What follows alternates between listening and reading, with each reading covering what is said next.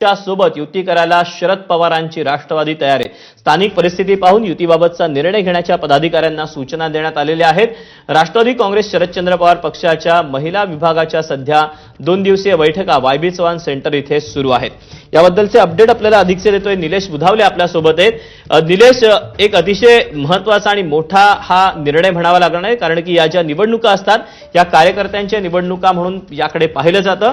त्यामुळे एक प्रकारे कार्यकर्त्यांना ही वेगळी मुभा असतील असं म्हणावं लागेल। नक्कीच दीपक, कारण स्थानिक स्वराज्य संस्थांच्या आणि महापालिकांच्या निवडणुकांच्या अनुषंगानं अनेक वेळा स्थानिक लेवलचे जे कार्यकर्ते त्यांना संधी देणं अपेक्षित असतं आणि त्यामुळेच प्रत्येक पक्षानं अनेक ठिकाणी ही प्रतिक्रिया दिल्याचं आपल्याला दिसतंय की तुम्ही स्थानिक पातळीवर निर्णय घ्या।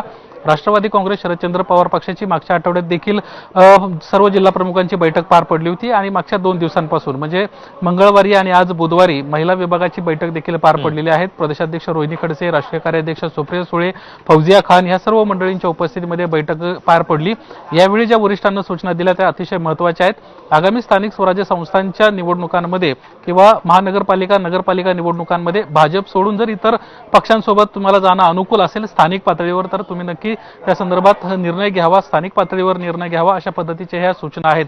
त्यामुळे आता कुठेतरी कार्यकर्त्यांना या निमित्तानं एक संधी मिळण्याची शक्यता जी आहे ती दाट निर्माण झाल्याचं पाहायला मिळतंय।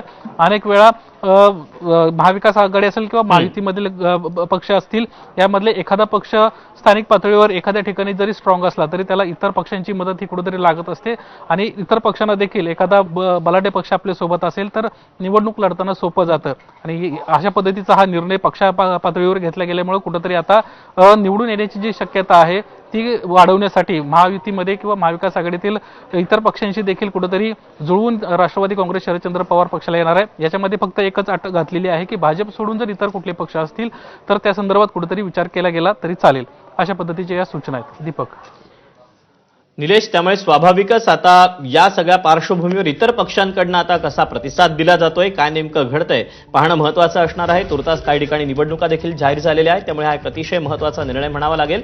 तुर्तास निलेश, धन्यवाद दिलेल्या सगळ्या सविस्तर माहितीबद्दल।